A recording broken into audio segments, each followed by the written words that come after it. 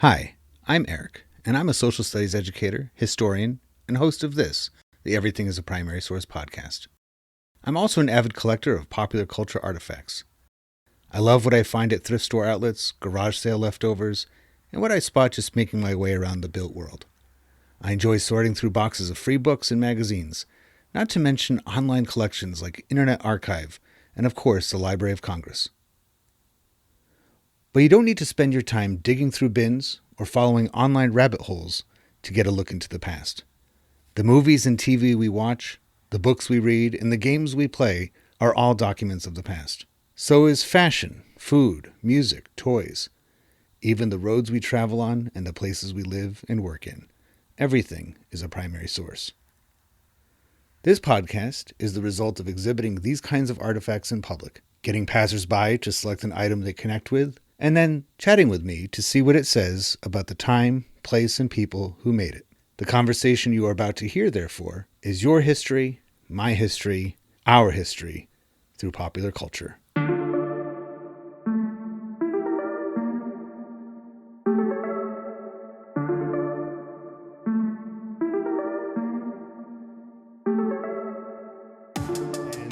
You are representing not only yourself, but Jetpack Comics here at the Woodman Museum. Correct. For the Teenage Mutant Ninja Turtles gallery unveiling. And is this something that on the chart of Teenage Mutant Ninja Turtles importance, or like the timeline of major events in the property's life, do you think this pretty big deal to be incorporated into a museum? I agree. And also in the location where it's from, it's taken a really long time for Dover as a city to recognize that this multi-billion-dollar industry came out from here. Yeah. And to acknowledge it. I think that's very important, and it's very, it's time. Yeah. I remember right around 2020, actually, I went to a screening of the original movie at 3S Art Space in Portsmouth. Oh, yeah. And they had pizza there, of course, and they had Steve Levine. And Steve. He's such a nice guy. He is. And, it came up then. I remember even asking a question of them, like, are they going to memorialize this? Are they going to have some kind of... So just down the street from where we are, there's the actual memorial. There's a sewer cap that they made to look like where the apartment was, where Kevin Eastman and Peter Laird lived. And then down the street, there's a historic marker. And now we're at the museum that represents all of Dover history. And like you said, this is Dover history. I mean, the comic itself has nothing to do with Dover, but No. Do you think... The New England, there's a lot of New England influence in there. Yeah. Because the Turtles, I think, temporarily live in Northampton for a while in the comic, and then they end up moving around to different places, but not Dover specific, but definitely New England based. Yeah, and it should be said that neither Kevin or Peter were from Dover. They just happened to Right. be living here when Mirage Studios opened up and everything. But what you selected for our primary source discussion is a Disney Adventures magazine. These things were about the size of a Reader's Digest or a TV guide, and I assume that's how they were sold, with the Ninja Turtles on the cover. And this comes from 1993, so this is about 9 or 10 years into turtledom. Turtle Mania was in full swing by this point. And the question I chose is, what material is this made from? And what does that tell us about that time period? So I was born in 95, so this is a little bit before my time, but I did grow up with these Disney Adventure magazines, and they were sold in the supermarket at Publix on the rack next to the gossip magazines, right when you're checking out. Yeah. So it was very cheap magazine paper, and it was something that was very specifically a magazine for kids to sort of grab parents and make, right at the checkout, be like, Mom, I really want this. Mom, look. Yeah. It's the Turtles or whoever was on the cover of Disney Adventures. And, I say that, but also they were incredible, and I really loved this format. It's it's cheap, glossy magazine paper for kids because kids are going to beat the hell out of it. Yeah. But they're amazing. These magazines are full of different articles, but a lot of comics, a lot of fun facts. I'm pretty sure later on they had a recurring video game code or secret section.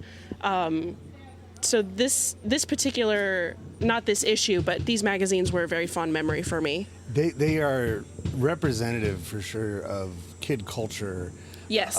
I've done a couple different Disney publications as these podcasts before, and one was from just a few years earlier. They had a more of a book. It wasn't really a magazine. A book of it's called Disney's Yearbook, and it was covering I think 1988 or 87 or something like that, with similar type features. More end of the year type stuff. This is part of that. Like you said, it was part of not only kid culture but just everyday American life in the 90s where, I don't think you would find them anywhere else besides a checkout counter. Maybe a subscription. You might have it delivered to your house, get in the mail book. Crazy box, kids like me. And you have a collection, and you could do a lot of stuff with it. Like you said, not only read the articles that are made for you, and be attracted by cover, because Ninja Turtles are not a Disney property then or now. The Nickelodeon, I think, is what has them now. Yes. So it's like Disney is, they're very recognizable logos at the top of just like everything they do, that D that looks like a backwards G kind of thing. Exactly. When I was a kid, I always thought that was a G. I'm like, why is there a G for Disney? Right, me too.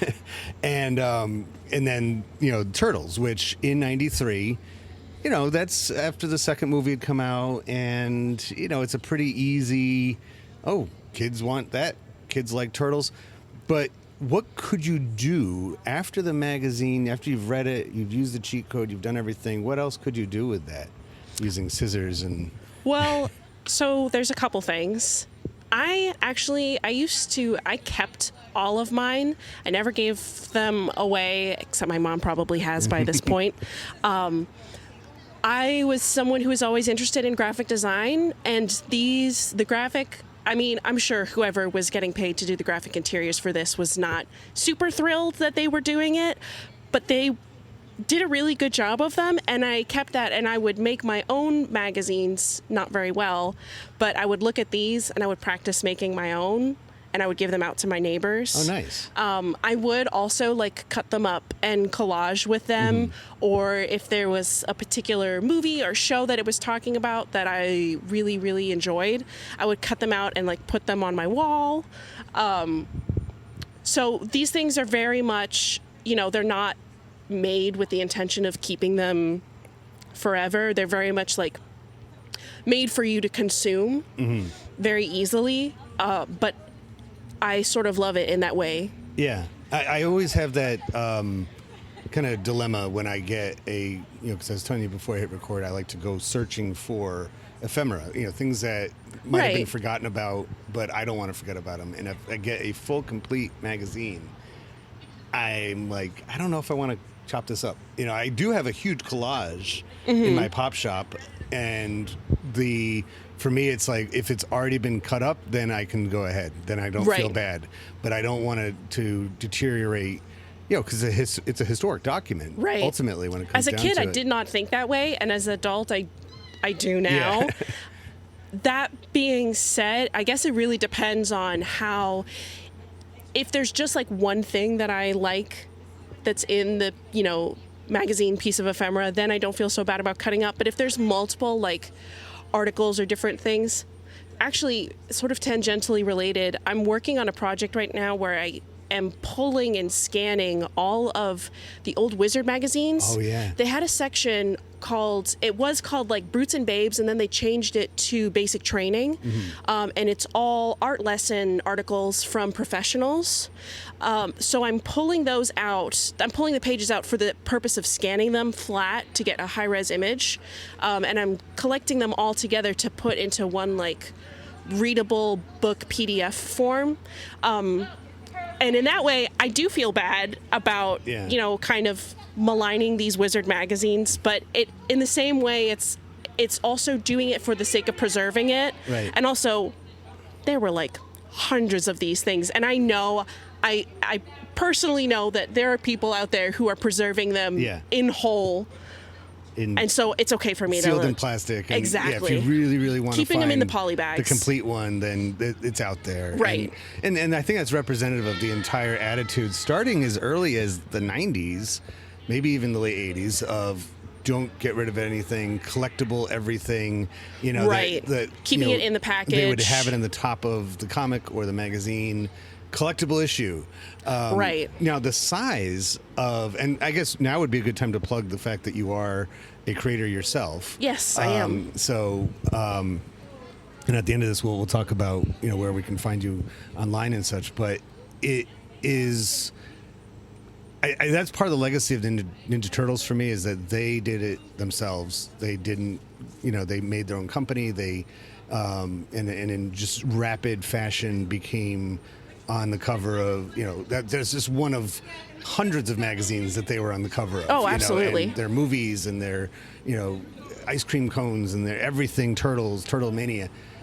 But it all started with two guys with an idea, and they're saying, we're just going to do it ourselves. We're not going to try to sell it to Marvel. We're not going to try to get recognized by DC. We're just going to do it ourselves. Mm-hmm. And you were doing it yourself, too, when you made your own magazines. That was That's such true. You were like, I like this magazine fine, but I want to express my ideas specific to me, and I think it's such a brilliant project for a kid to take on. I think that's so cool. My poor neighbors, they unwillingly ended up they got subscriptions to my computer printout kid clip art magazine.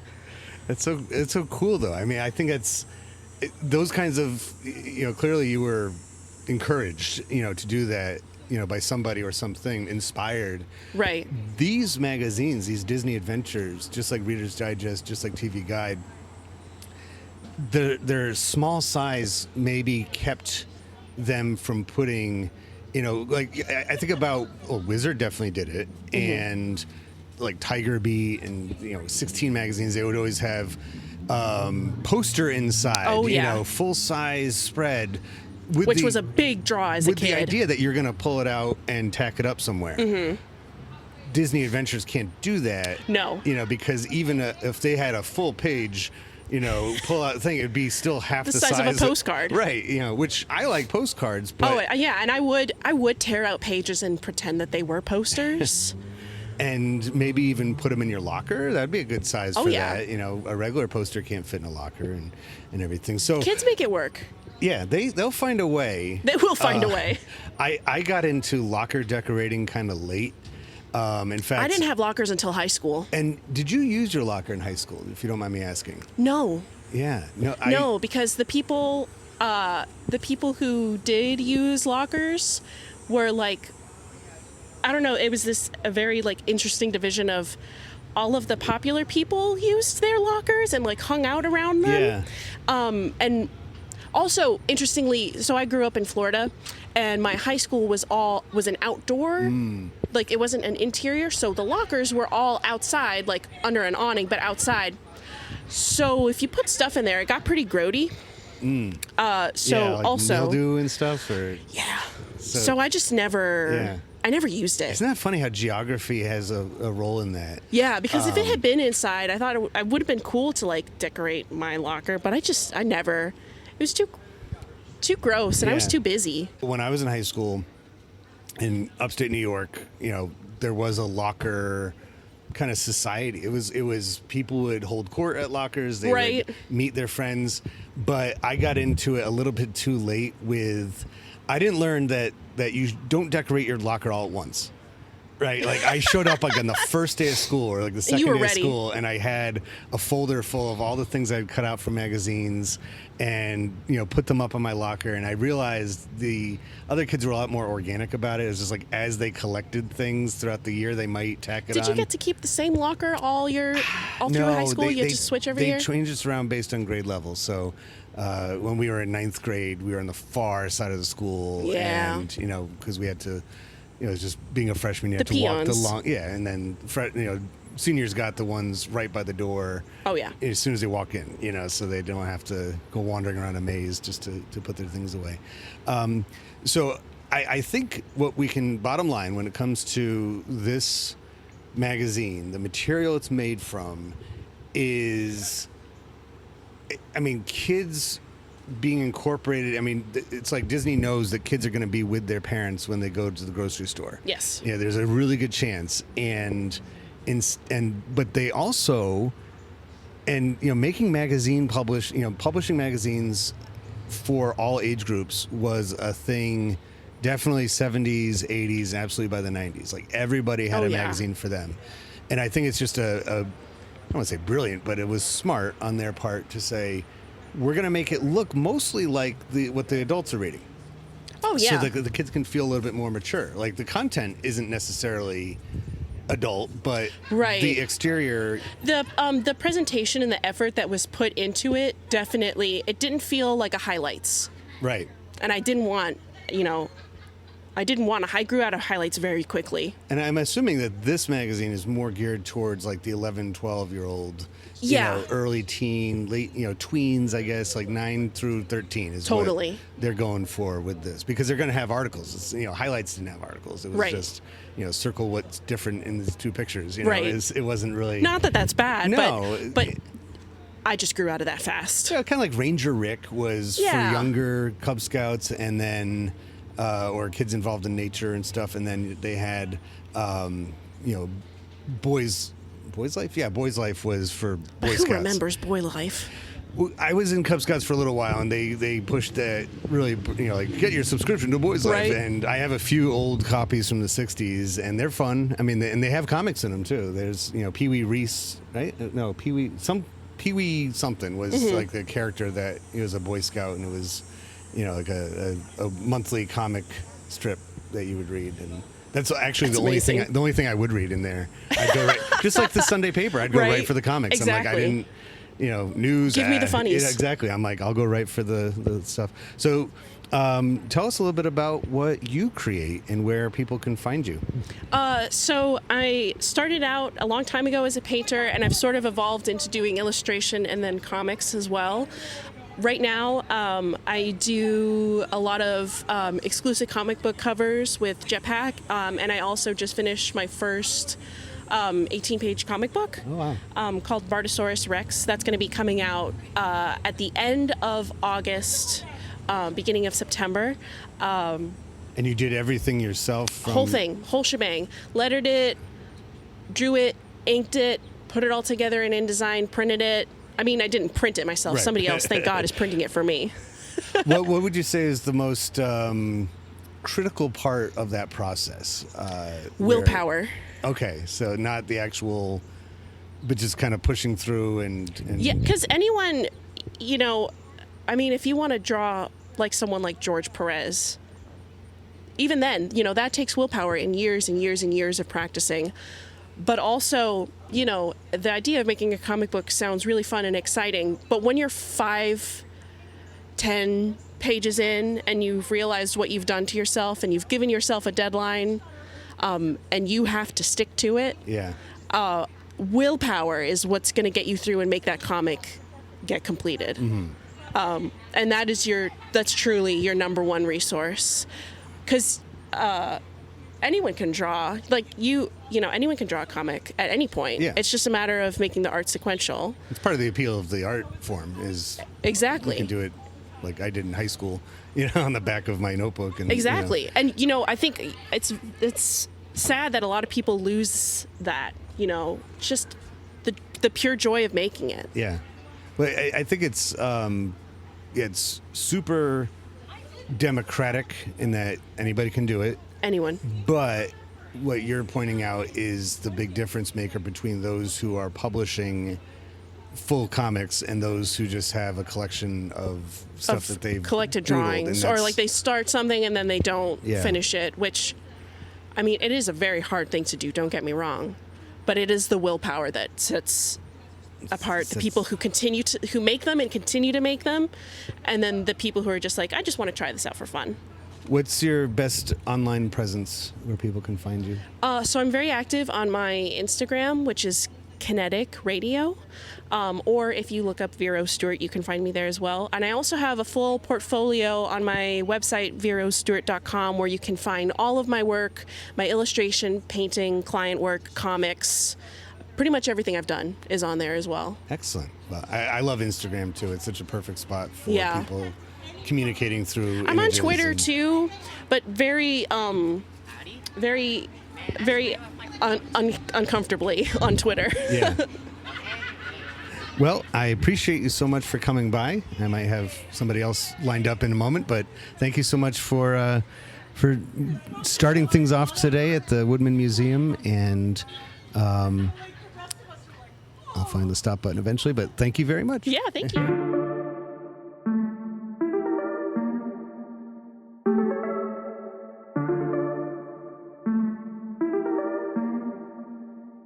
Popular culture, by definition, connects and unites us, and proves that people of different backgrounds, in fact, have a lot in common with one another.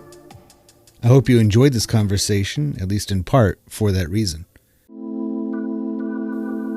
If it connects with you and you'd like to add to it, or any of the podcast episodes, just visit everything-history.com and search for the Everything is a Primary Source project, which can be found in the classroom section of the website.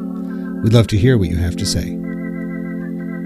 Be sure to rate and share this podcast wherever you are listening to it now, and follow Everything as a Primary Source on social media, including YouTube and especially Instagram. Thank you for listening to the EPS podcast, where everything is a primary source.